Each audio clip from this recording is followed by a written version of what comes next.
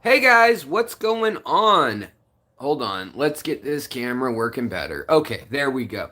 It's always blurry at the beginning, so let's polish this up just a little. I don't know why. Actually, I don't think even wiping it with my finger does anything. I think it's just refocusing. But hi, how's everybody doing? How are we today? My house is very cold today, and so I'm bundled up. I'm in a blanket and a hoodie and a snow hat. It's like, I don't know. It's cold front coming in today. We have a storm front coming through the Pacific Northwest, and today is actually an awesome day for fish spawning because of that. Because of our crazy weather here, we have a low pressure front of 956 millibars coming in to the Puget Sound. Now, if you don't know what that means, that's fine. The bottom line is, though, that when the monsoon and rain season starts for many species that live in the equatorial zones of the world, they proceed the giant monsoons and rainy season is preceded by an enormous drop in pressure, the giant low pressure front, and also hurricanes, typhoons, monsoons, uh, and what's the other one? There's one more, but in any case, it's all the names for similar things. I mean, the rain season, squalls of rain.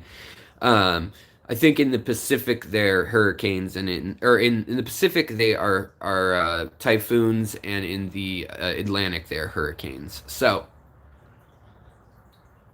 that's what makes the world go round for little fish. And let's say hi to who's in here. But I just thought I'd open with that tidbit, that little cue that maybe y'all should get your fish in a funky mood.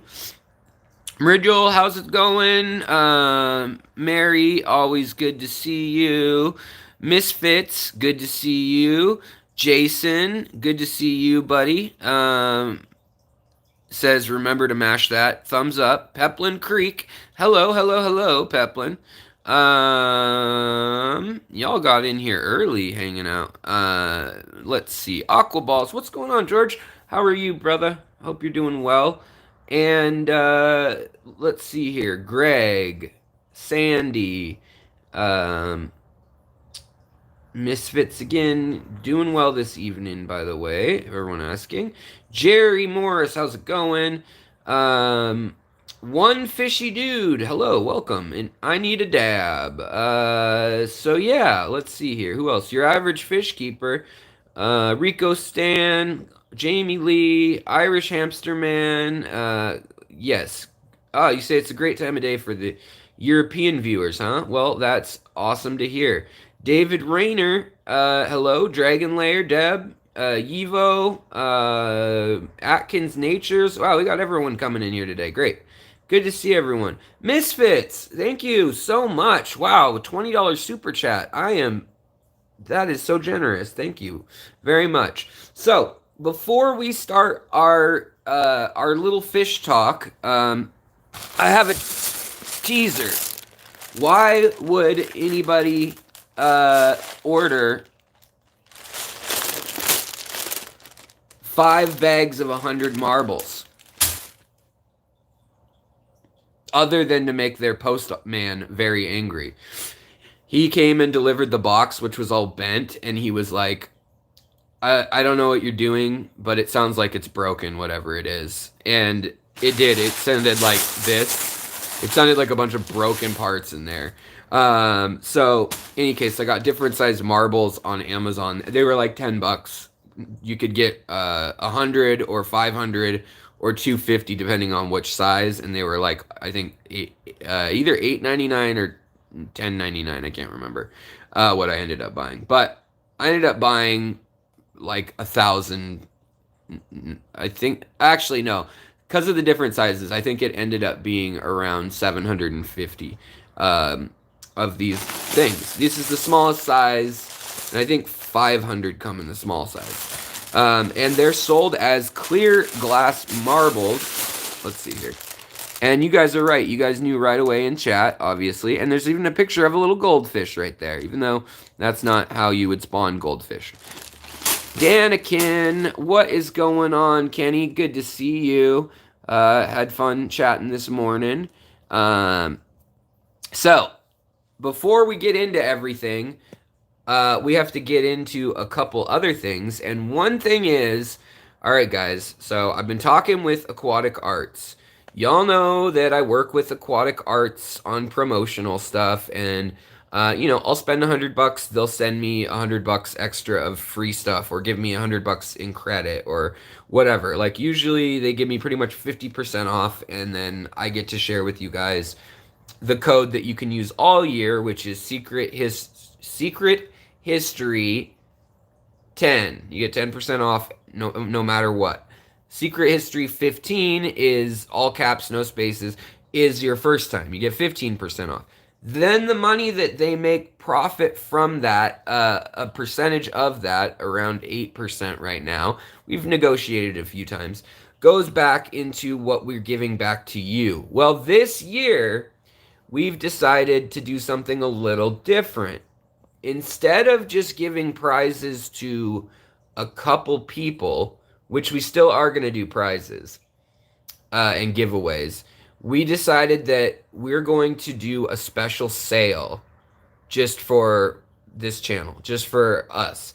Plus, you guys will have access to their Cyber Monday and Black Friday sale stuff with my code. Now, however much y'all spend on these species, because there's a lot of species I'm going to order, definitely. They've got a ton of Bettas coming in. They've got like Hellboy Bettas and Black Samurai Bettas and Red Samurai Bettas and Macaensis Bettas, I believe. They've got some half-beaks. I think they had some Panda Loaches maybe in quarantine last I talked to them. But in any case, so those codes are in the description right now already. So starting this Friday, I think at noon Eastern, you guys can get 20% off anything in their store. And it's a progressive sale. So online, aquaticarts.com, 20% off. Use the code. It's secret BF for Black Friday, 20. All caps, no spaces or anything. So secret BF 20, I believe, is the code. It's in the description. And then Saturday is 25% off. But obviously their inventory, people will be buying things. So some things may be sold out by that point. It always happens that way. And then by Monday, you guys get 30% off. So then here's the special sale for you guys too, is we're going to be doing some random drawings of just free shipping. So people who order something get it shipped for free. We'll do some of that. And then there's also going to be probably, $100, a $50, and a $25 gift card just for 3 spots kind of thing. But then the rest of the money is going to be a sale that benefits our viewers. So what they'll do, because they're going to stop shipping before December, is anything that's left after the sale, all the species that are left, any extras that are left, and they ordered in a lot, like 5,000 of each shrimp color and things like that, if they ordered it in. And if it's from a local breeder, like some of their oddball stuff, they have what they have, and it's going to last as long as it lasts. Like, I happen to know there were only 24 half-beaks, for instance, and the Panduro apistogrammas, there are only, I think, like 12 of them or something. So it's going to be up to you guys when to buy. You might miss out if you don't buy early.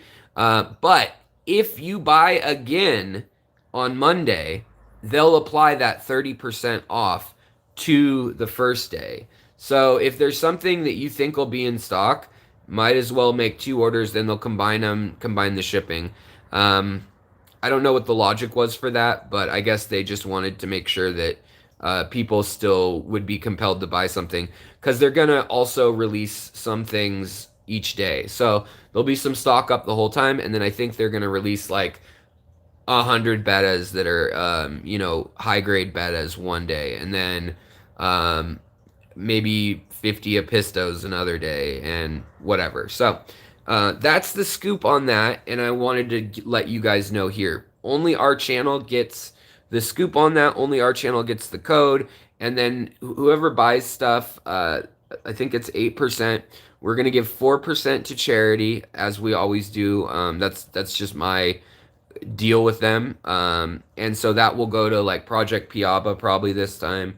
And then we'll be going, the rest of the money will be going towards whether it's we get a code for another, 50% off or 40% off, however much we see there, we'll do that. And then also do some prizes. So that's how it's gonna roll, and I'll announce that code probably like that day, Tuesday, next week, a week from now.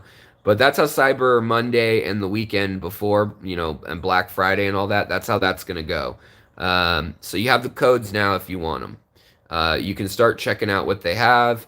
They listed new stuff already, but they're gonna be listing like I think another 100 species, almost 100 species. Thank you, Rigel. There's the link to the site also in the chat. So that was the first order of business. The second order of business is that I have a lovely new co-host who will be joining me next week. I got StreamYard up and working. I'm not a complete Luddite anymore. Well, I am, but I've worked through one issue of being a Luddite, I suppose. I've smashed the rest of the machines in my life. They're all gone. But no, I have the wonderful Mary Page Lynn will be joining me and co-hosting the show next Tuesday. Oh, thanks, Mary. You don't need to pay. You're the co-host, but thank you so much for the $2 super chat. I really appreciate it, my friend. But yes, so Mary's going to be joining us for next Tuesday.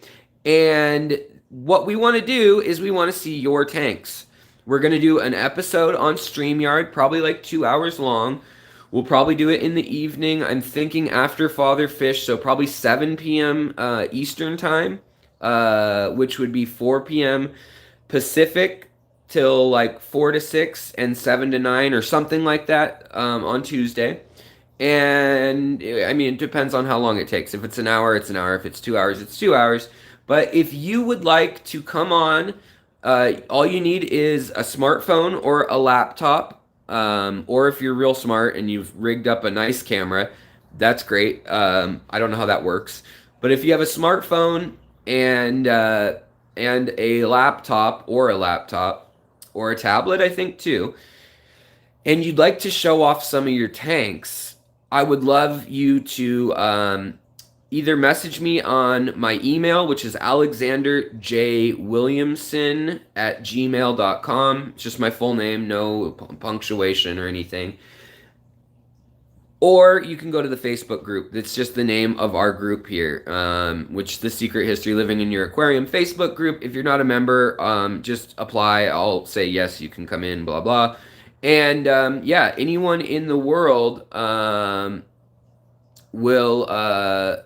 will be able to come in and let's see here. Yes, Bentley says, hey, Bentley, by the way, or a massive rendering PC on a cart with a camera. Yes, that will work too. Or a VHS camera with a really nice adapter to a vacuum tube monitor, and then maybe a relay. I don't know. Or maybe you have one of those security cameras on your front door that's web enabled. I don't know what you people do. I don't know how technology works. I live in a Grateful Dead blanket. Okay, so but yes, that's what we're going to be doing. Mary's getting the rundown right now too. So yeah, either email me at alexanderjwilliamson @gmail.com, and that is J as in jet is my middle initial. Or you can come and check out Facebook what's up, and just send me a couple pictures of the tank you'd like to share, or if you have a couple tanks that you'd like to share, that's great. I mean, ideally, we'd love to see some stuff from people who don't have YouTube channels. But if you have a channel, like I'm looking at you, Bentley, or Kenny, or Jason, you guys are more than welcome to share in the fun if you guys want to share a tank. George, Aquaballs, with his pythons, his ball pythons, and his aquatic pets. I'd love if you wanted to share maybe your mud skipper terrarium, paludarium with us.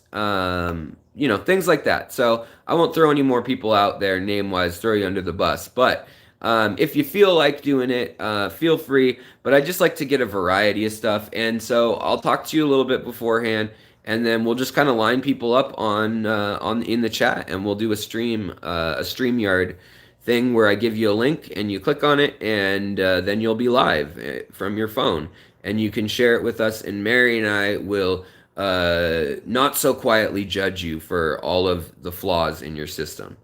No, okay. Of course, we won't do that. We just want to see what you guys have, and also share the attention, share the love. So that's going on. All right. Now let's get back to nanofish, breeding nanofish. So right now I have a selection of the nanofish. And I've bred the ember tetras successfully. These are actually all my ember tetras. And I've bred these plecos, obviously, the babies on the glass. I've bred the Hebrosis cories. I'd consider them nanos. These are all pretty easy. But what we're going to talk about are a few things that come up when you decide you're going to breed nano. So this is my methodology, and there are other methodologies, and I don't want to claim that my method is the right method. This is what works for me, and this is how I do it. This doesn't mean you have to do it the same way, but maybe you'll pick up some tidbits, and this will help you out, or help you figure out what you want to do, how you want to approach it. So the easy peasy way that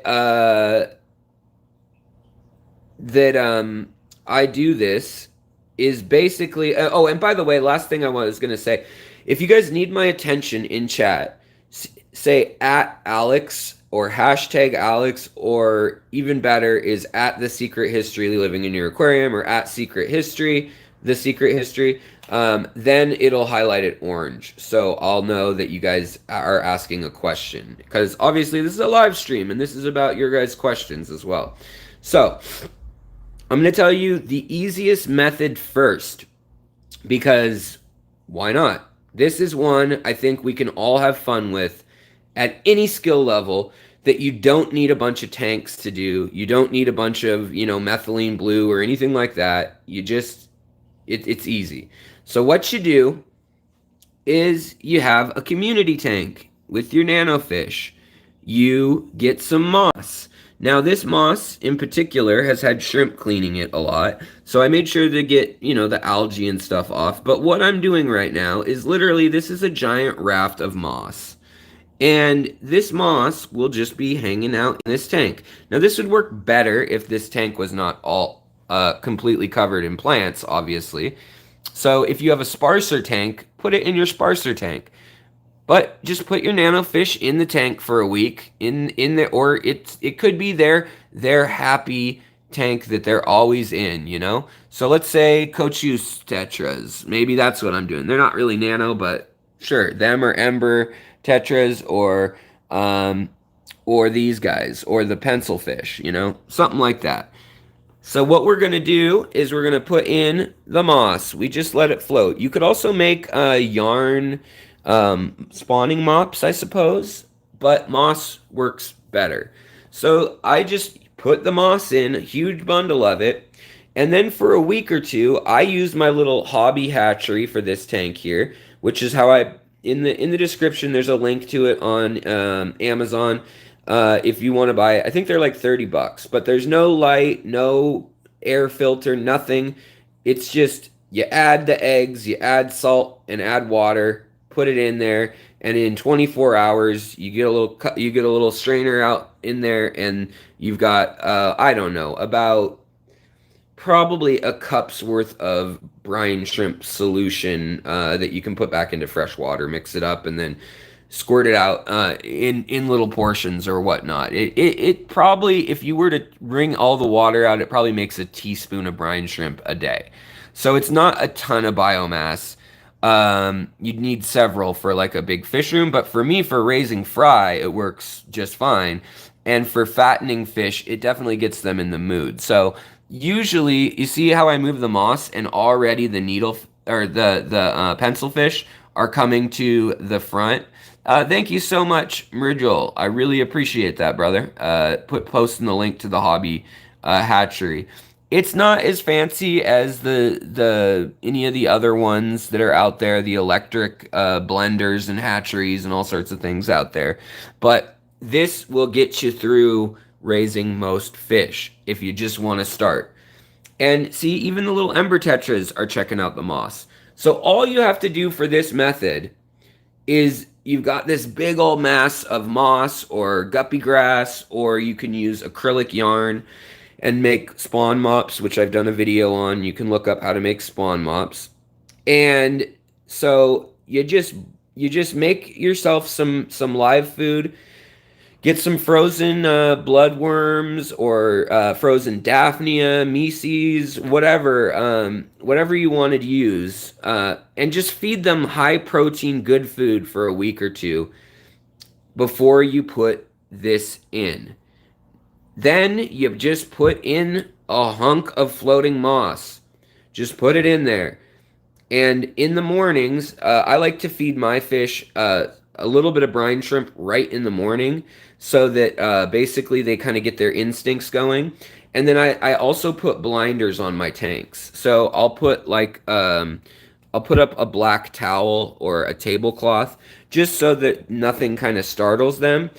And I guarantee you that if you have 50 fish in a 50-gallon, like a community of little nano community fish, somebody is going to lay eggs in this if you leave it in there for 3 days, 4 days, 5 days, however long you want to leave it. I would say anywhere from 2 to 5 days. You leave it in there and you feed them baby brine shrimp in the morning. You usually, if you can control your light, do it right before the light's on full intensity, right the first hour that the light's on. Most of these little nano fish are equatorial and they'll like that. Now, the other thing you can do to really, boom, kick it up a notch, which will apply to these more advanced hatcheries or hatching techniques in the future, is you allow the tank, you fill it with water, you let it wait a week or two. You can dose it with your nutrients, which is going to raise your TDS a little bit. Your water changes aren't happening as much. You're feeding them high protein food, so that's high calories, and there's going to be more ammonia coming out in the water than if you just feed them, soy protein or something like that that's more vegetable based. And when you do that, the TDS is raising. And what you want to do is this is all prep work before we do this. So I've already done all this, and I'm basically turning up the volume now. So this is that week before when you've started feeding the fish live brine shrimp or Daphnia or bloodworms that are frozen. I mean, it doesn't even have to be live food necessarily, but it really, really helps. And in that week before, turn the heat up. It depends on what species we're talking about, but turn that heat up to around, 82, 84. Get it nice and toasty for them. And if you don't have a lid on your tank, that's great. If you do, what I would recommend is each day take out about 5% of the water. And if you do have, so if you have a lid, 5% of the water a day in that week leading up. So maybe by the end, you'll have a tank that's something like, this much lower. And then that's when you put the moss in. And then that's when you start feeding even more of the live food. And that's floating in here. And I guarantee you, one, if not multiple species will have laid eggs all throughout this moss. So then all I do is I take it and I put it in a bucket. That's it. I put floating plants in the bucket so that it doesn't get gross. It does, it's just fish tank water in here. But I have done this accidentally before with plant clippings, left it in here, put a heater in it depending on your house. You're going to want it, somewhat cool. And then that morning that you or the night that you put this stuff in there, you can do it at night or right before the lights come on. Do a 50% water change from wherever the top level was of low TDS water if you can. Whatever your tap water is or whatever the lowest TDS you have is, you're going to do the water change with that. Now, when I do that in this tank, very frequently, I will get my orange Venezuelans to spawn. I will get my Corridora hebrosus to spawn. And even guppies and shrimp and things will spawn. But what's happening and what the root of all this is the easiest way to do it if you have a community tank and you just want to see if you can raise some random babies. This is a non-targeted, just for fun, just to get your feet wet in it. And melted snow should have a low TDS in it, yes. Depending on where you live, snow may not be the best idea depending on how long it's been sitting there. But if it's fresh, untouched snow, not compacted, and having debris fall on it, and you're not in some industrial part of town, then yeah, snow will work. But rainwater works too. You can go by gallons of distilled water, or which is RO water. A lot of times drinking water, not spring water, but drinking water, like at Walgreens, has a lower TDS than their distilled water for some reason. I've tested it 3 times now, three different containers, and every time I've gone and bought it on different occasions, I've learned that the TDS of their distilled water is like, I don't know, 8. And the TDS of their drinking water was 2. So I don't know if it's because they're doing like reverse osmosis in one and then they add some chlorine or bleach or something like that so that it's completely safe when they do it, or there's some sort of oil or lubricant in the container, in the water jug or whatever. But for whatever reason, they're both really low. It's fine. Anything under 100 TDS will help you. Now, with some species, it gets to be you need under 50 TDS.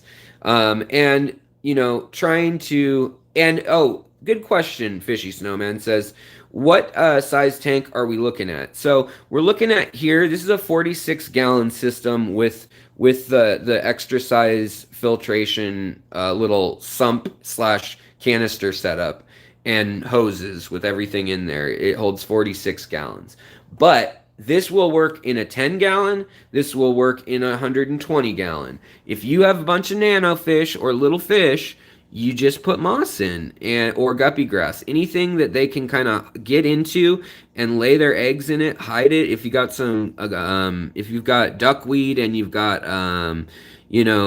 kabamba or something like that, you can also raft that. Mayaka, you can add that to the raft. Plant cuttings, you can just do that, and then you literally are just going to take all that out after we've done that and put it in a bucket with a heater. Or if your house is warm enough, you don't even need, if your house is over 74, say, then don't worry about the heater. But for me, I think eggs should usually stay around 76 ideally, and so I like to toss a heater in or put it even next to the heater if you know how warm your house is. We have these crappy 1970s heaters in our house, but they do stay warm right there. So I know it's not going to get colder than a certain temperature if I set one of the floorboard heaters.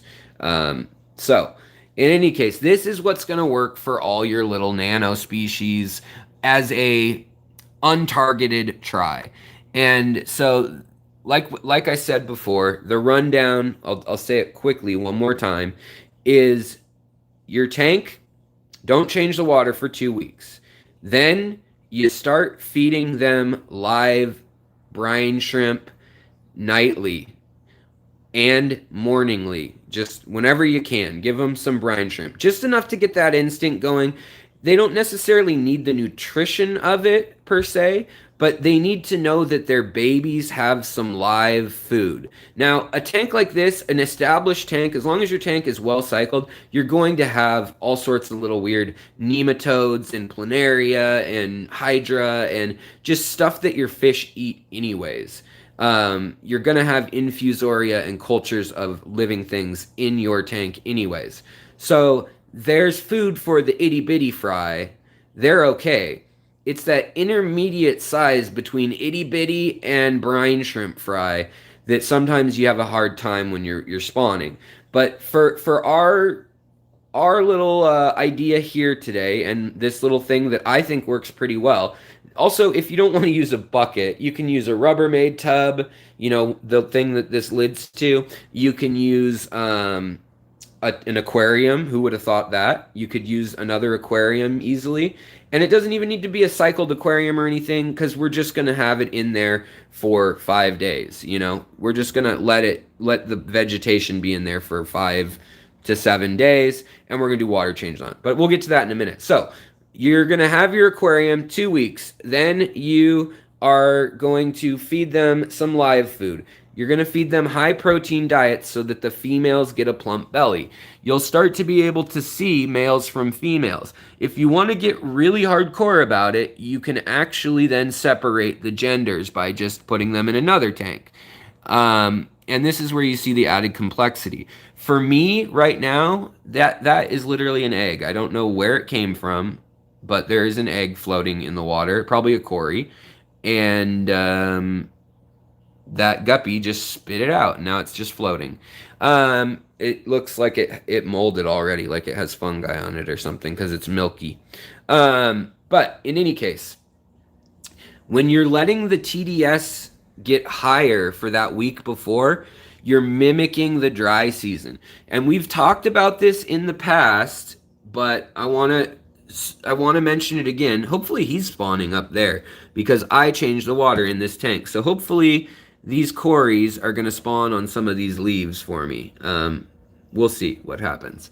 But cories like hard surfaces and bigger surfaces generally. They actually will spawn on the Anubias too, that small of a surface. But this method I really love because anyone can do it. Kids can do it. Hardcore serious breeders can do it just casually every once in a while.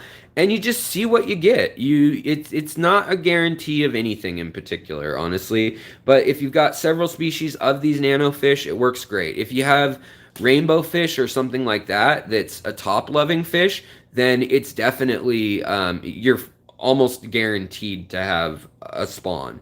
But so you're dropping the water for the week before. If you've got a lid, like I said, take 3 to 5% of the water out each day of that week, so that you've dropped it 25%, a quarter of the way by the end of the week, something like that.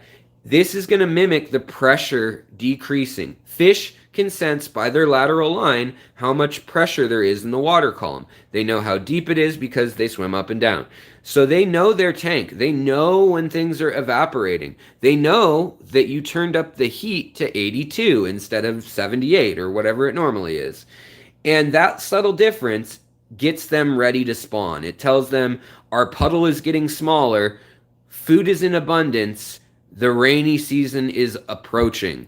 And then on that day that you decide to put the moss in, or the raft of plants, or whatever it may be that you use, guppy grass, water sprite, there's all sorts of things you can use.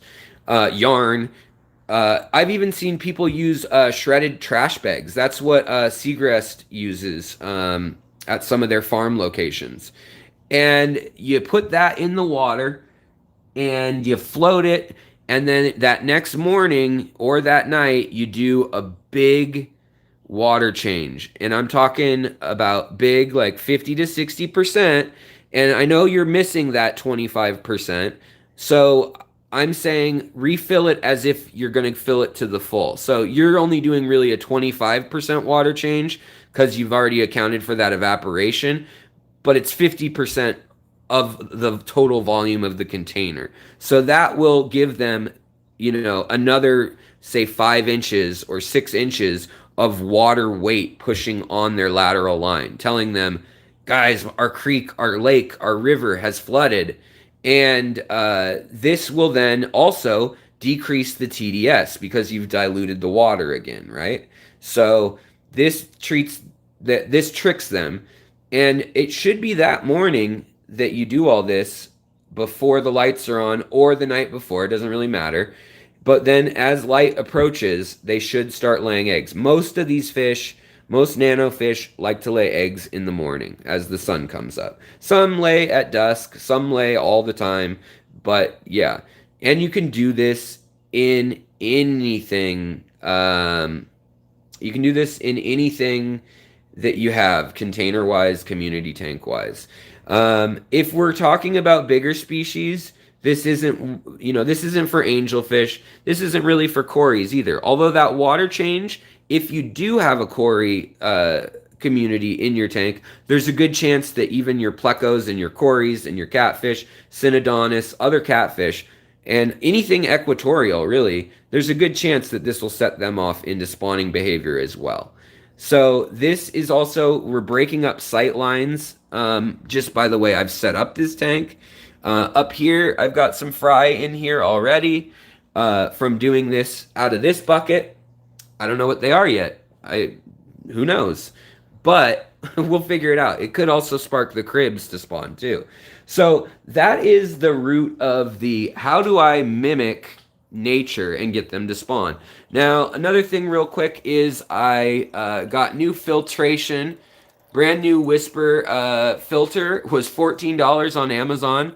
I don't know why. It's a 70 gallon, up good to 70 gallons, 55 to 70 gallon. And the old one is the same thing. And you can see how dirty those filters are. I mean, they just smell like fresh gardens.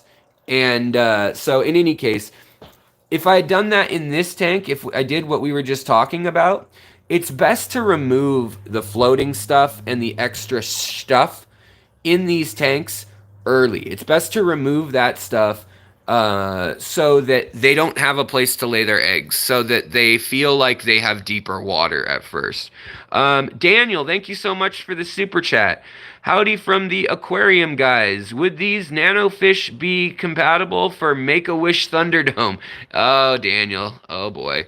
Yes, if you guys have not listened to the aquarium guys podcast, Daniel's with them over there, and definitely, apparently, the last episode I was on, Storytime with Bentley and I, touched some nerves. I have actually been contacted by some people who were mad about the story of me selling fish to a Make-A-Wish child who wanted to have his fish battle. He wanted fish that hunt each other in the wild rather than a happy community. His parents gave me a death glare, and I sold him whatever they wanted after I warned them about 10 times first. But you can hear about that and many more stories about people dealing with the fish world, the pet world, over on the Aquarium Guys podcast. Been on there twice now. I've also done an episode on the history of pop culture aquarium keeping since the 1950s. So we kind of go over that on the other episode, which was back in September, I want to say, August maybe. And the other episode was from last week. Also, Jason from Redfish Bluefish has been on there recently, like last week, I want to say, or this week. And also, so has Bentley on his own, Bentley Pasco. So if you guys like this community, if you like this little corner of the fishy world, the fishy tube, some of us have been on there. We've made our mark. The aquarium guys, what music did you play to inspire the spawn? Ha! Nyah, nyah, nyah, nyah, nyah. You can play whatever music you want. Actually, you should probably just make it quiet. Now, this is also, though, where some of those features come in on lights and things where they do the disco strobe light thing, and that is to mimic lightning of the storm, that you mimicked that TDS, because in these equatorial regions, they have storms that just trash and thrash all night long for weeks when the wet season starts. So in theory, that might encourage them also if you have the lightning and thunder effect on your like aqua sky light. I have one of those lights. I don't think it's made a difference, honestly, but some people, especially with like difficult cichlids and things, swear that every little thing you can do like that makes a difference. So to each their own. Also, Gina French, thank you so much for the super chat. I saw that and I appreciate it greatly. I hope that you like this this little chat we're doing today. So, next we're going to go to the more intensive method of spawning nanofish. And we're going to talk about the issue, the unspoken boo-boo issue problem. We're gonna go downstairs. Everything's a mess in my fish room. I'm a mess. Just don't worry about it, okay? We'll talk about it later. I get enough from my wife, okay? Okay? All right. So, pretend that you didn't want to do any of that stuff that I just said. That you think, I don't know what the heck I'm raising. I don't know what, what am I even, like, what's the point? What does it all mean? Check that out, by the way. That is a lot of Dr. Pepper that was on sale. Diabetes, here we come. Okay. So, the next thing we're going to do... Mr. What's in the Cooler, welcome. MK on YT, welcome. Fish Tropic, Drew Sample, Dragon Lair, Petroman, lots of y'all. HC Aqua, Jesse, I see you. Sandro Herrera, hello. Daniel, Kevin, so many good people in here. Good to see y'all. T-Bone, good to see you. Good eye, mate. And 44 Mad Guy Derek, what's going on, buddy?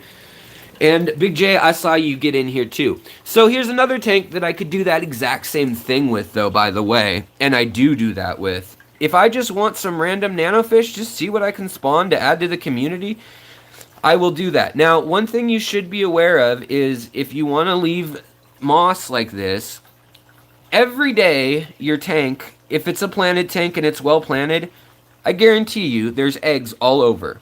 But the fish are eating them. And if they're not eating the eggs, they're eating them when they hatch. So I recommend getting anything that you've noticed will rut through the moss in the day. So for me, I know these jerky danios, these Ascopi danios from Lake Inlay, they're little jerks, and so are guppies and so are swordtails. They're all gonna go root through that in the day and try to eat eggs.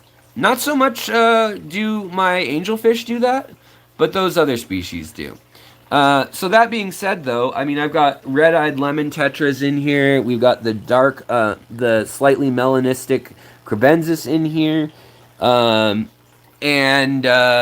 we've got guppies. We've got bettas. So the other thing is you can sometimes induce bettas to spawn with that little trick. We've got a male here that is working on a really feeble bubble nest working around here. Thank you so much, Daniel. We've got Alex, drink more Dr. Pepper than Forrest Gump at the White House. Yes. So I got the cream soda kind because we're kind of like in a default lockdown. So this should last me the month easily. So that's good. Or like a week. It'll last me a week. Let's just say that. No, I've been trying to drink 1 or 2 a day, and I definitely drink them when it's the live stream. So let's just quickly breeze over how we would breed, how we would breed something like, say, I don't know, are they out? Can we find them? How we would breed rice fish. They're kind of a nano fish. They don't need a heater. They don't need anything. All you do is you leave them alone. Just leave them alone. Just give them their food. You don't even need to feed them if they're outside. Bugs will land in there. They don't need to eat food very often. They're just ridiculously easy. But you just let them chill. Aquarium guys, again, Mr. Podcast Man, Mr. Robs, I'm assuming is who's pulling this one. How much for a Dr. Pepper sticker on a tank? Yeah, you know, I would, if they would sponsor me with free Dr. Pepper, I would put a Dr. Pepper sticker on every freaking tank. Thank you for that, by the way. Alex, have you ever thought of selling your fish you breed to viewers? I have. It's a pain in the butt, and I don't like doing that. Just because I don't like shipping, I don't like death, I don't like dealing with the shipping part's the annoying part. If people live near me and want to pick up fish, I do sell to viewers. I sell lots of my fish to viewers. In fact, my hobby is completely sustained by friends and viewers and locals. Here, can I get this to focus? Come on, focus, focus, focus. I want to show you guys something. If it will focus, I might have to move it. We'll move it so that we can focus on it a different way. Right here, this is that system in action. Can you guys see these eggs? Can you see the eggs on this moss where my... Hold on. You guys can't. Because, of course you can't. Because I'm crazy. Hold on. Alright. These eggs. I hold these eggs to be in my hand. Let's see here. Eggs are floating. Such glare. Such awful glare. Let's see, can we get the eggs to focus, though, with my finger? Maybe with my finger. Right there. Right there at the crossway. I'm going down to the crossroads. Okay, they're at where the moss crosses, right here. There's two eggs right here. Trust me. So, in any case, these guys here, they laid eggs on the moss that's just sitting in there. Fancy that. It's weird. It's almost like they did what I said they would do in the tropical tank. But in any case, yes. That these guys just do it on their own. A lot of the cold water species, I've also got Gulf Pygmy Sunfish in here. Just feed them good, they're gonna spawn. That's really the trick. Give them lots of planted areas. Same with Scarlet Bettas. Give them areas to spawn. Now, you guys know I have videos if you want a real in-depth analysis. I'm doing sunfish in here, another species of sunfish, and the rice fish up there. I'm doing the Malaysian rice fish in here. $2 more. Aquarium Robs, what are you doing? Daniel, whoever it is that's pulling this, thank you very much. Show the current temperature of this tank. Yeah, sure. Where is my thermometer? Hold on, let me take off my cape. My cape, my cloak. But I promise we're gonna get there. Set phaser to stun. Set to kill, actually. No, we'll set to kill. Alright. This tank, 70 degrees right now. This tank, 70 degrees. This room's sitting at about 70 degrees. Everything's a drum. Everything's a drum. This tank is 75. So, let's take a look. What do we have in this tank right now? Because, what's that sitting in this tank but a buttload of moss? There's a buttload of moss in here. It's almost as if Alex may have planned this episode a week or two ago and was going to walk you guys through it to show what he had. Ugh.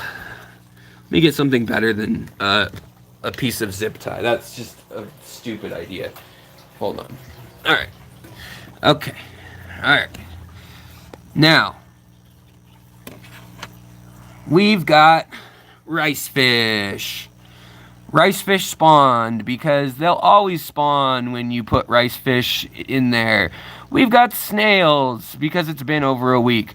But we also have some unidentified little wiggly fries that are not live bears because they came in on the moss. And let me scare them forward, but we have, come on, nothing to be afraid of, some little Scarlet Bettas in here. This looks like to be a female. You can tell their gender when they're real young for a while, and then you can't tell again for a while. I don't know why it's not focusing on this little guy. And this is all just mulm and leaf debris here, like from all this. And I could clean it better, but I'm not really that worried about it. Is he too big to get into the turkey baster? He is. Or she is, I should say. So, in any case, there's at least a dozen of these little Bettas, I think, in here right now. And I got a video on their specific protocol, because it's a little different. The way I usually spawn them is actually a bit different in that I steal the parents out of their tank, but I do the same moss at the bottom of the tank. Now, what this tank's going to be taken over for very shortly, like tonight probably, because of our low pressure front that Oregon, Washington, Idaho, and Vancouver, BC are getting hit with, we've got a 956 millibar Arctic storm coming through. And that is prime low temperature. Daniel, relax. There's regular bribes, nothing special from the Aquarium podcast, the Aquarium Guys podcast, not the Aquarius podcast. Two different podcasts. Holly Gibbs, hello, welcome. So yes, let's get this last little tidbit in here, and that is, so I will clear this out. Now, for breeding certain fish, Bettas don't need super low pH. Sometimes it helps. They need a weird situation, and that weird situation I usually make happen in this tank because it's already got this weird situation ongoing. And that weird situation, guys, Aquarium Guys, this man played with a turkey baster. Give him money. I agree. You don't want to know. Wow, that just fell and hit me in the head. Seriously. Good thing it's not heavy. You don't want to know what Rob played with and where he played with it unless you listen to his podcast. Then you'll find out what he did as a child and what a weirdo the host of that show is, one of the hosts. So in any case, no, I love you. I'm just kidding. You are a weirdo, but I love you.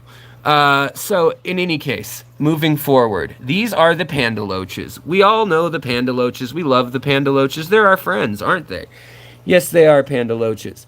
This tank is the scuzzy tank. This is the tank everyone complains you don't clean it. You let the water evaporate. You are neglecting these critters. They hate you. I do need a longer turkey baster. So in any case, watch this. This area, right now in the center, I do need to clean this glass. It's real dirty on the inside with some algae. Right now, the loaches, they like to play hot lava monster, and they hop from rock to rock. But haven't fed them for 2 days, 3 days, and I'm gonna kick up the substrate. Kick out the jams, mother fishers. Oh, we got some new baby shrimp on the glass right here too. Great. Welcome, baby shrimp. We're gonna kick up the jams. I'm gonna kick them out.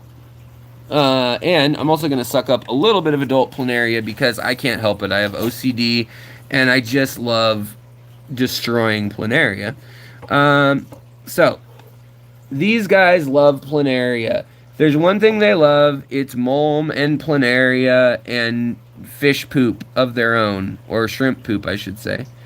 So what I do is I turkey baste the substrate. This is a 5-year-old substrate now. I literally just carried this tank from place to place. It's been set up longest of any tank at this house, I think.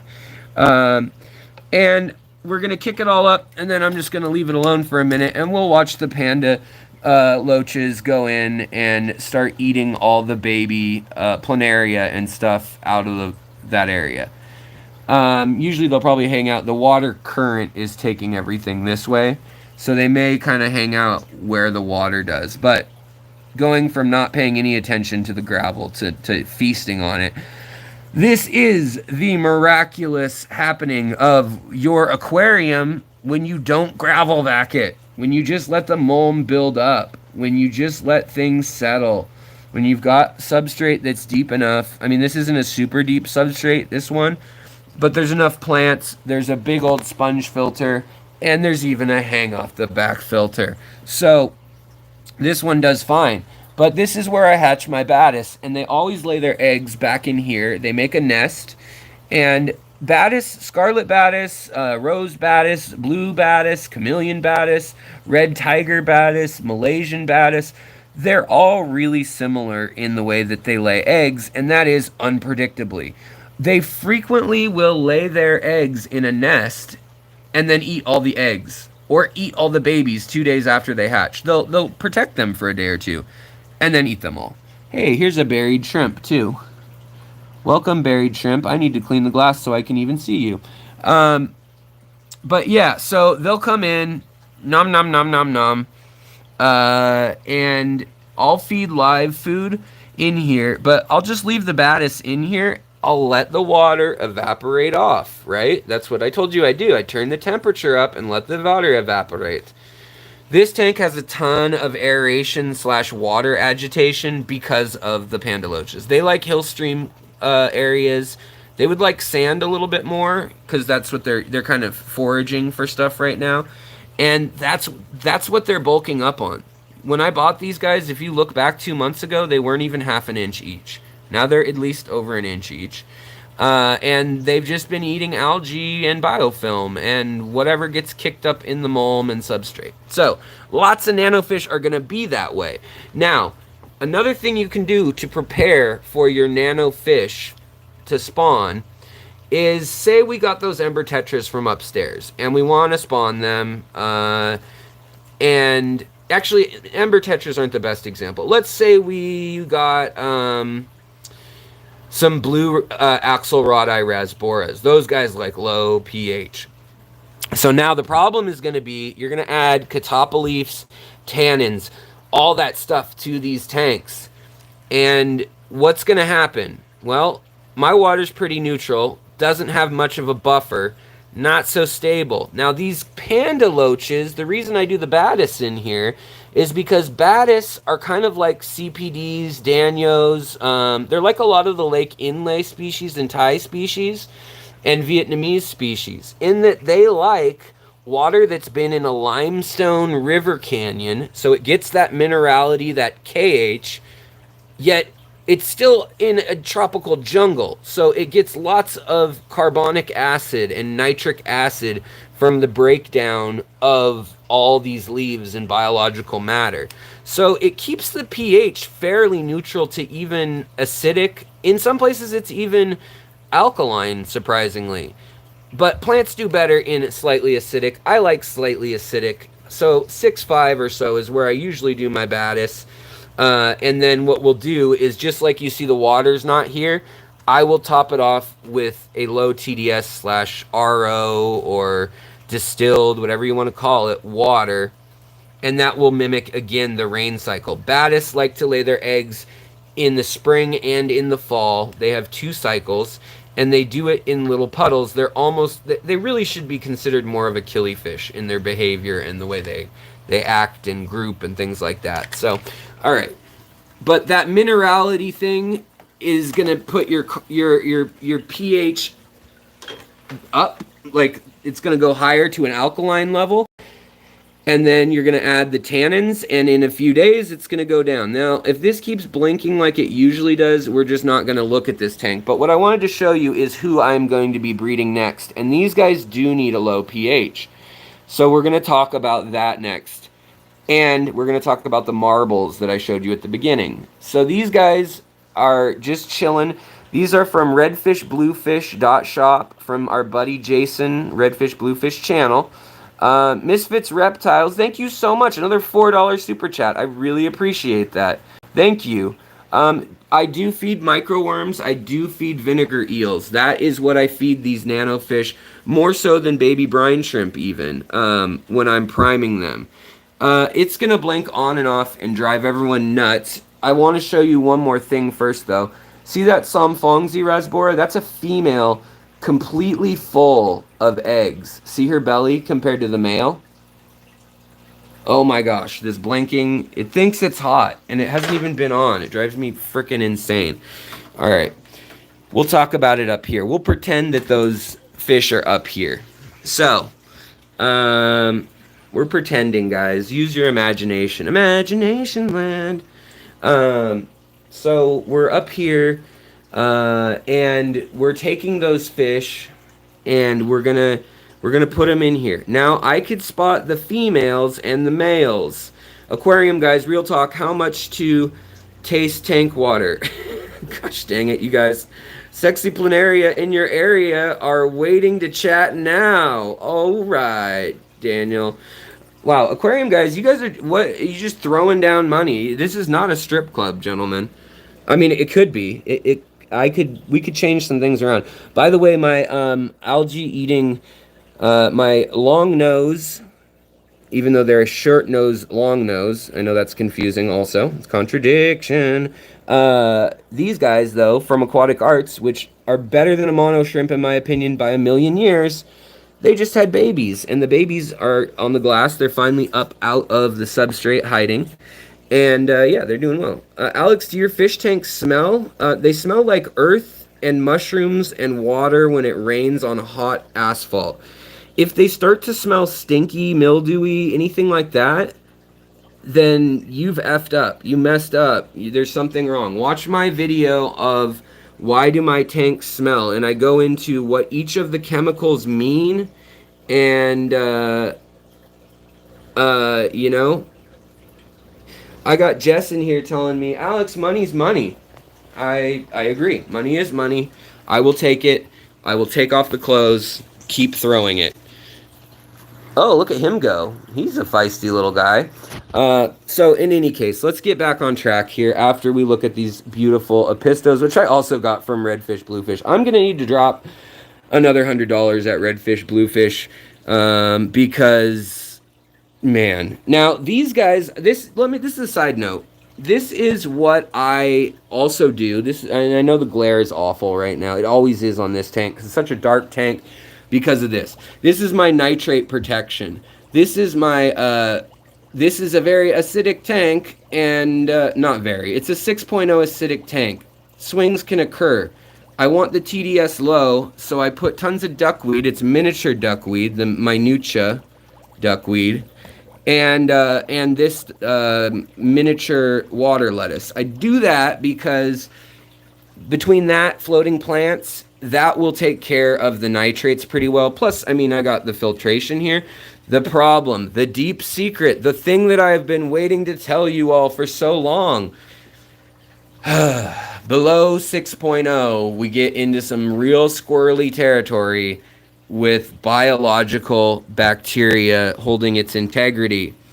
Now, these are Apistobanches, by the way. Whoa, no, they're not. They're just taking off. $2 more. Have your lovely wife, to have your lovely wife say hi to chat. She's not here. It's like 3 in the afternoon here. Or not even. It's like, well, yeah, it's probably about 3 now. But see all these shrimp? This is my live food source for these apistos. These shrimp are having babies. There are so many shrimp in here that they've overrun it. And that's because of how I feed them. I overfeed them. It would be planaria if it weren't these shrimp. But Malawa shrimp and Caridina, these two are literally doing it right now. Right now. These ones, I don't know if you can tell they're stacked, but they are. But Caridina, Malawa shrimp, and then the Gold Nebula Caridina, they have as many babies as Caridina, but they do it all the time. Like, they do it like every 2 weeks rather than every 5-6 weeks. So these Apistobanches are getting fat off of shrimp. Now, I don't think shrimp are the best food for them because these shrimp are just eating algae, really, and biofilm. I would like them to eat some worms and things like that. And we're going to get back to the marbles right now, too. So don't worry, Dragon Lair. And thank you guys so much for the super chats, by the way. It's fun. And the endlers in the low pH, they're doing good. And they have the tails I want. So let's sit down so I can stay on track. But we're going to talk about if we had thrown those little, if we thrown those long fin fish, the neon blues, into one of these little spawning tanks. Don't pay attention to the man with the mess. Don't pay attention to the salt or the methylene blue or the stress coat or any of that stuff. I don't actually use stress coat, so I don't know why I have a bottle of that sitting there. But so what we would do is we would take our fish. I would tend to get a pen. I would like to get a pen. Can you keep Thai microcrabs with a scarlet Bettas? I would say no, because a Bettas will kill anything that it can. They decide to be mean for no reason. They are a piranha. They're just teeny and don't have sharp teeth. But they do have a little bone in their mouth that crushes things. It would be a very expensive snack, correct. Maybe they wouldn't be able to get through it. I don't know. But I wouldn't want to find out for like 20 bucks or whatever. So yes, good protein is best. Don't just feed a monoculture either. I mean, ideally, when we're getting into these difficult fish, yes, still interested in the marbles, says Evo. Thank you so much, Evo. I appreciate it very much. So, we're going to talk about the marbles right now. So, say we pulled apart those tetras. We have them in, we're going to pretend, well, I guess we can look at the little tanks. We're going to have them in a glass bottom tank. I would empty out this tank completely. Would I bother with a filter? Only if the fish need oxidation and water flow in their care guidelines. So for the tetras, yeah, I probably still will have this little canister sponge filter thing. It's just a teeny one, covered in duckweed. That's how you can tell there's nitrates in this water right now, is because the duckweed's gone bananas. So I'd get everything out of here. Pretend this is a clean tank. I'd put a heater, and I'd put the cycled sponge filter. So you can start these projects by, I store sponge filters just hanging out, like back here, in tanks. I just, so that they stay colonized. You don't need to be pulling oxygen through them necessarily. You just need to have oxygen in the water, the water moving just slightly. That'll keep the bacteria alive at a minimum, and then within a week they'll be up to speed with whatever they need to colonize. From my yes, I do need to start making duckweed pucks. This looks like it's pure duckweed, but it's moss. It's moss with duckweed stuck around it.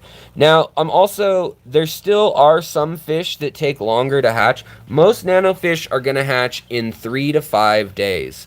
Some as soon as 24 hours. There's some that even hatch in 12 hours, some killifish.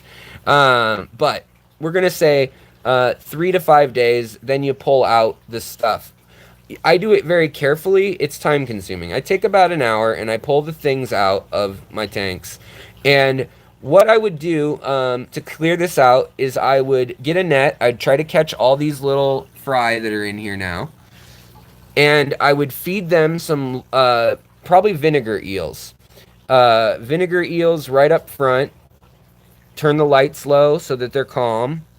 And then I would scoop them up. I'd get all the little Bettas that we saw down here. I'd get those guys. And there's 2 Cory cats I saw in here. So I'd get all them out. And then literally the water, Daniel says, annual killifish aren't the only one who like doing it in dirty puddles. Am I right? Sure, Daniel. Sure. Oh boy. Game for a tank competition we show fans. Sure. Go for it. I announced a tank competition at the beginning of the show. Let me stay on track, Aquarium Guys podcast. Ugh. Man, go get your air pump and play with it, Robs. For anybody who wants to know what that is, you'll just have to listen to the creep on the episode. What a creep. I just kill fish. He pleasures himself. Okay, so the next thing, take everything out of here. It's a clean slate. these guys are big enough now that I'll put them in an intermediary tank. I put shrimp in the intermediary tank because these guys are only going to eat maybe like day old shrimp, week old shrimp. They're not that are babies. That's it. They're not going to eat the neocaradinas. So these are my shrimp holding tanks the rest of the time. That allows me to not be wasting time with just tanks sitting around. Or I could put pygmy sunfish, like I said, the things that spawn themselves. Bettas, scarlet Bettas sometimes will colony spawn. So this is a fine place to keep your scarlet Bettas also. You know? So it's fine to hold them in a 2.5 or a 5. Fishy business aquatics. What's going on? Yeah, I know. You said whoa there, as if there's some crazy story about Rob's and an air pump and his nether regions. Yeah, there is on Aquarium Podcast. I'm gonna leave it there. This is a family show, Rob's. We don't need your filth here. Okay. So you can raid all you want. Just bring the money or the Dr. Pepper or the animals. Okay. Where you can find a male and a female pair of scarlet Bettas at my house. Jesse has spoken for the ones I have at the moment, though. For these babies. These are going to Jesse at HC Aqua. So, in any case, but I'll breed more. It's fine. You can come across scarlet Bettas females once in a blue moon. It's hard to find them. You'll buy one, you'll buy two, you'll buy three, you'll put it in with your best male. You'll wait a week. You'll find out that it's also a male. But not until you move it away from that best male. So whatever your crappiest male is, your most female looking fish, put it together with the other females. Yank anybody with stripes, unless they're really ghostly faint stripes. Anybody with red anywhere on them, yank them. Then put those Bettas together, and one or two are probably going to color up. Then you wait a couple weeks, one or two are probably going to color up. It's a nightmare of a process to get yourself your females going. It is why I sell pairs or trios for $40, even though they're a $4 or $5 fish, $6 fish, whatever. It's a nightmare to deal with and to confirm, because they also can change gender like clownfish do. Okay, anyways, so there's no substrate in here at all. What I'm going to do is everything's going to be out of here. Don't need to cycle the water. I want low TDS, low acidity. So what I'm going to do, because I told you guys just a little bit ago, the secret that ruins everything is that low pH kills your good bacteria. Oh, I thought I lost you guys. Oh, dear lordy lord. Okay, you guys are back. I hope you're back. Are you back?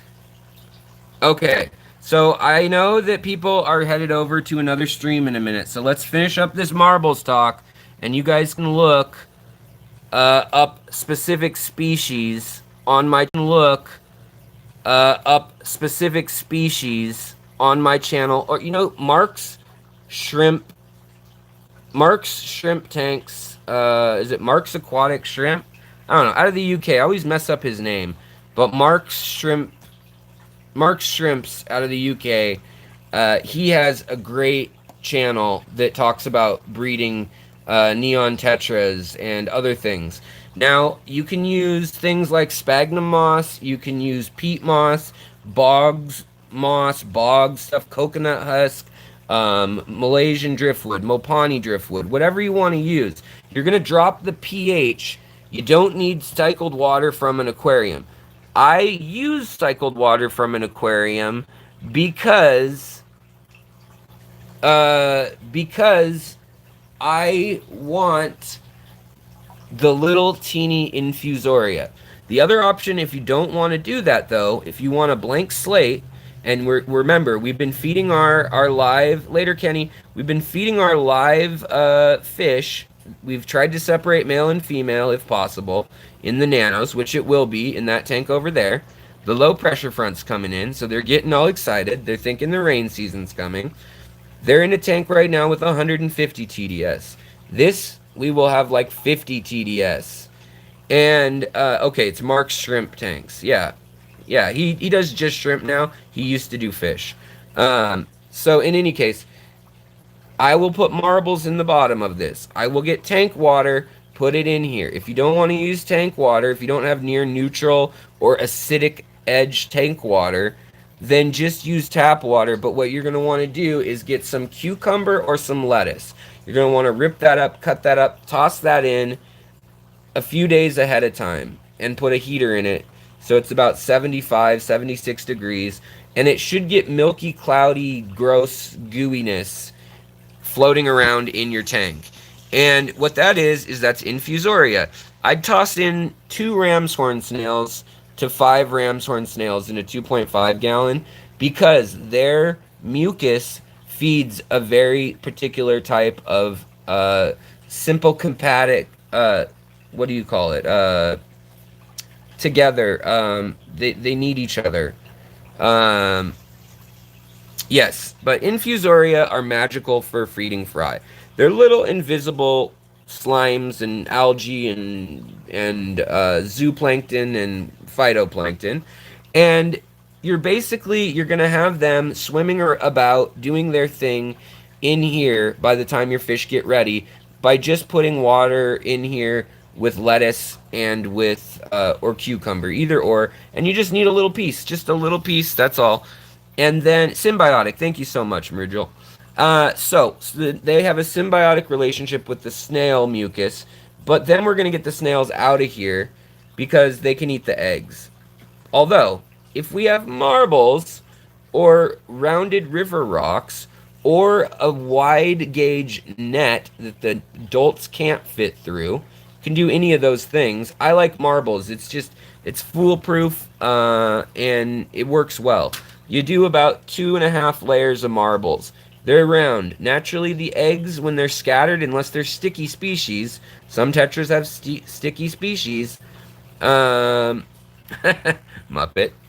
You tried. I get it. They're going to lay their eggs in here. Now, like I said, you're going to have the food ready for them. You don't need to add food the first 5 days after they hatch, really, with most of these tiny nano species.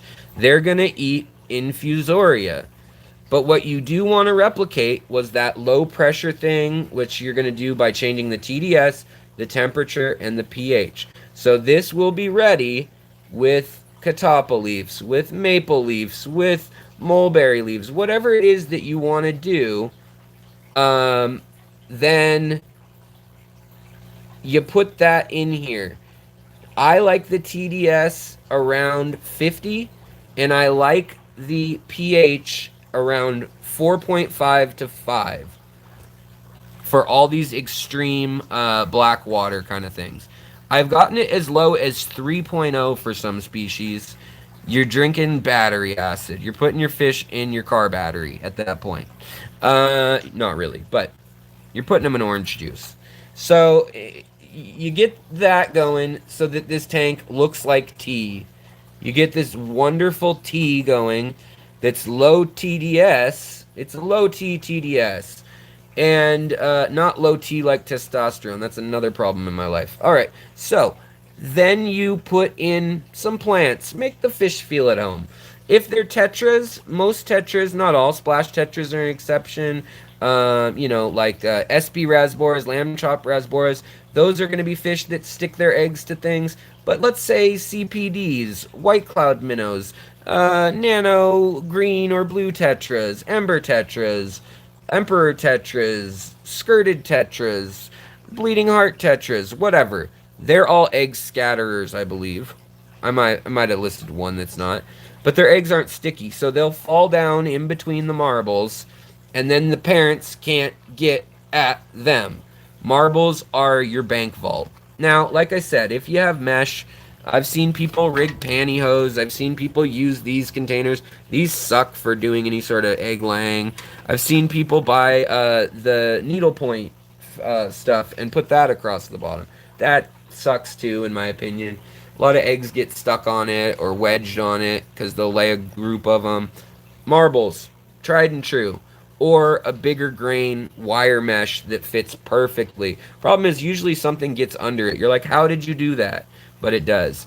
So then you're going to take the light and say, piss off. And you're just going to get rid of it to about that degree. And the light's only going to come on that much while they're in there. And you're going to feed them vinegar eels, micro worms. The infusoria is already in there. If you didn't want to raise the infusoria in there, you're going to add the infusoria with the pipette. And that's going to feed the adults, but it's also going to tell them babies have food. The TDS is low. The rain season has come, or is coming, I should say. And that pressure is also going to help. So then what you're going to do, within 12 hours of them being in your warm tank with the acidity, is you're going to take out 50% of the water and you're going to put in nothingness water. You're going to put in just TDS nada water. 7.0 water. And that's going to bring your acidity level back to towards the alkaline range. But if you got it down to 4.5 or 5, then you can get it back to probably about a 6.5, and the tetras will still be comfortable. You don't want to swing some fish too hard, but for the most part, if it's done with tannins and not just adding drops and you're shocking them really hard, this is okay. If you give them 12 hours to deal with it, it's okay. So then you're going to put water in that's a good, I say 6 degrees with tetras, cooler. So you're going to cool it all down, and you're going to make the TDS go back up, or go back down because the water's dissipated, just like we did with the bigger tank. And then all the eggs fall into the marbles. By the 3rd, 4th, 5th day, depending on the species, look for the hatch time. At the maximum hatch time, about a day before that, ideally, scoop the parents out. This works for CPDs, works for erythromicrons, whatever. And you just grab those out of there, put them back in the community tank, let them rest up, recover. Don't feed them pure protein for a while. Get them a well-balanced diet after this whole ordeal. So then you're going to let the babies just chill for about 5 days. You won't know what you have. You will have no idea. If you don't know what a vinegar eel or a white worm or a nematode is, Google it, look up my videos on vinegar eels, on how to make vinegar eel cultures, starts, that sort of thing. But believe me, there's a lot of food in any established aquarium, and literally squirting aquarium water from any aquarium that's planted and over a year old, you will be feeding baby nano fish, no problem. They will have food. This works with gouramis too. Gouramis will eat for the first few days. Now, most fish will have a yolk sac those first few days also. So they'll hatch, they'll have their yolk sac. I like to leave a little moss after I've pulled the adults. I like to leave a little moss on top of the glass beads or marbles so that they have some areas to scrounge for food. They feel safer. And also, we've got the tannins in there. You can let the acidity come back up a little, or acidity increase and the pH drop a little bit after they've hatched. It doesn't really matter. But when you've got acidity below 6, you're not going to get the rot of the eggs like you would, because otherwise I'd recommend doing a few drops of methylene blue after we pull the parents. And I'd say don't put plants you hope to keep in methylene blue, which is another thing you can do. Some people do totally sterile tanks. They will put the glass marbles in, they'll use whatever pH water they need, and they'll only feed vinegar eels or infusoria, and they'll do the pH swing and the temperature swing and the pressure swing, and they'll separate the adults, and that's that. And it works for them. For me, I don't like it. I like nature. Nature works well for me. And your biological filter will not work well below 6. I almost guarantee it. Sometimes there's certain strains that will, but anything below 6.5 gets questionable. Down into 6.55, it starts to not work. And get down into the 4 or 5 range, it's not going to work at all. You need anoxic bacteria for that. If you really want to have a tank that's sustainable at that level, look into deep substrate tanks, or look into Dr. Novak's whole BSB bag system. You can do that. PecTech just posted a long video on it, interviewing him. So That's the only way. You need anaerobic bacteria that eat sulfur and iron to be breaking down ammonia at those levels. And they don't need oxygen, but they can live in oxygen, so it works out. But don't worry about that. That's another video. So if you do it this way, though, you just let the babies chill. You're going to feed them on what's in the tank, the infusoria you made with the cucumber or the lettuce, or that's just in your water, just the plankton. If you have algae in your tanks, they'll eat that too. Then after that, about 5 days in, 6 days in, you're going to add vinegar eels through a sifter. You're going to add, and those will fall to the bottom. The babies will usually be on the bottom. Some species don't go to the bottom. In that case, I would suggest either baby brine shrimp, or they're just going to keep eating infusoria for a week or two because they're really teeny, like bettas sometimes do that, the slow bettas. You can also use the micro worms. They also fall to the bottom, so they will only chase them as they see them falling. Otherwise, they're going to dig through the marbles and can't get to it. So you can remove the marbles after everybody's up and swimming if you want. And then it's just a matter of grow out. Once they get to a 1/4 inch or an 1/8 of an inch with tail and everything, then I feed them baby brine shrimp. Just bulk them up on that. They'll keep eating the microscopic stuff, and that's it. That is how I raise almost every nano fish. There are some hard water species of nano fish. They're uncommon. They're not common fish. They're shellies and they're live bears, so you don't really need to worry about the part I didn't cover today. But I did want to help you guys out a little bit with that. So that is the story. I'm sticking to it. Thank you so much for all the super chats. Aquarium Podcast, more super chats. Okay, thank you guys. I appreciate it. And I know Father Fish is streaming. I don't know if anybody else is streaming right now, but I want to not cut into any more of their time. I already cut halfway into their time, probably. What time is it? Yeah. So if you head to Father Fish, he's an old wise man who knows a lot about fish. Him and I have nothing that we can agree upon in politics, basically, but we get along. And he knows about fish. He knows about deep substrate methods. I hope you guys enjoyed this. I hope members enjoyed it. I'll maybe post some more behind the scenes stuff for members soon this week. And don't forget, in the description are the links for the big Black Friday and Saturday, Sunday, Monday aquatic art sale that you guys get the code to. And then you get money back from in the form of giveaways, free shipping, and a secret sale for you guys of the leftovers. Clearance, like at cost, basically, is what I'm hoping. That's what I'm negotiating for. So thank you so much, super chatters. Thank you, mods, Rigel, Muppet, people who posted links, Mary. Thank you all. Thank you, lurkers. Thank you, watchers. If you want to join the membership and be kept abridged of these things, if you'd like to come on my show next Tuesday with Mary as the co-host, Mary and I will be streaming and taking tours. You can be live at your house, but just submit to my email, alexanderjwilliamson@gmail.com. Short, just like my channel name. No punctuation, no capitals. It's an email. So just Alexander, J as in Jet, Williamson, like the Scottish way. And watch that, and you'll be, or watch that, email me whatever tank you'd like to share. I would love to see some rare fish, some oddball fish, some goldfish, some kois, anything you're breeding, bettas. If you're in another country, epic. I'd love to see it. This is your time to come on. We're going to do this more often. And Daniel, thank you so much. We got a secret supporter. Thank you so much. I appreciate it, sir. I really do. So we got a member today. We've got another member to the thing that doesn't have a name yet, and I don't have any icon pictures yet, because it's not about the fluff. It's about the stuff. And I'll leave you with that. And do something kind for someone who doesn't deserve it today, okay?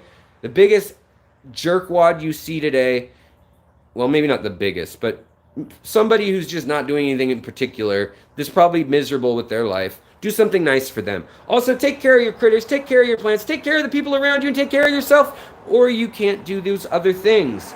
If half of us did half of that, half the time we'd have a world that's twice as good. And you know that's how I end the episode. So have a great day. I love you guys. I mean that. Be there for each other. You can also enter the competition. It's not a competition, it's just show and tell.